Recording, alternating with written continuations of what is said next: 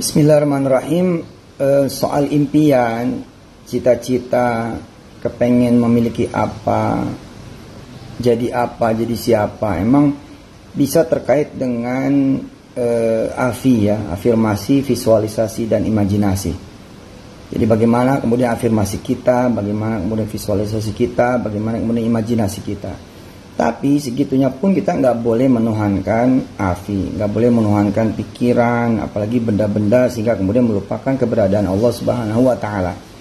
Namun masih bisa dimaklumi, misalkan seorang pengen punya rumah, lalu dia buat gambar langsung dari kawan yang arsitek, desain interior, furnish dan lain sebagainya, kemudian dia bikin 3D-nya.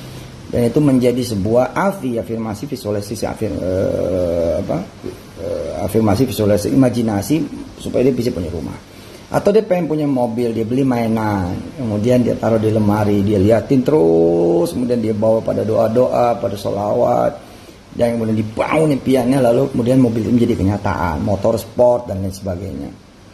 Pengen pergi ke luar negeri, dia simpen bendera negara A, B, C, dan D gitu sebagai kemudian wasilah nguatin pikiran, perasaan, hati agar benar-benar bisa berangkat ke luar negeri. Ya, mendownload video-video kota ini, kota itu di berbagai negara gitu ya. Nah, ini udah mau zuhur, saya merekam ini udah mau zuhur, bismillah, dikit lagi. Atau misalkan pengen berumah tangga, maka dia bikinlah baju-baju pengantin duluan, undangan duluan dicetak, mock-up-nya ya. Kemudian dia bikin layout nanti kalau menikah pesta seperti apa dan di mana, duluan bayar DP untuk sewa aula dan lain sebagainya. Itu sih masih bisa ditolerir, insya Allah. Tahu misalkan pengen anak keturunan, lalu nyimpen boneka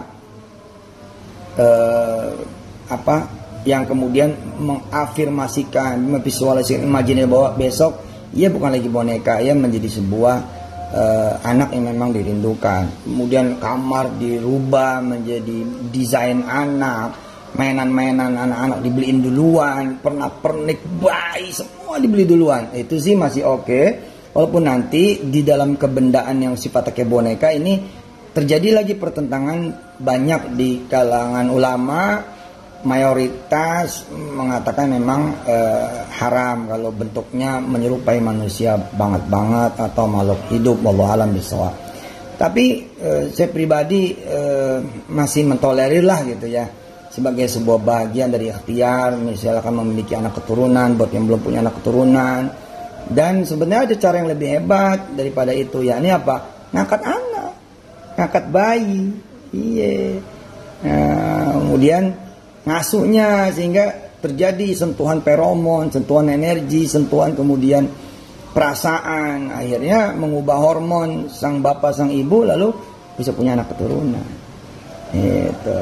Afi ini bisa liar nih, bisa ke haji, umroh, kita masang Ka'bah miniatur Ka'bah dalam bentuk kemudian pajangan atau gambar atau sejadah yang ada kemudian gambar Ka'bahnya dan seterusnya. Ada gambar Madinah Masjid Nabawi gitu.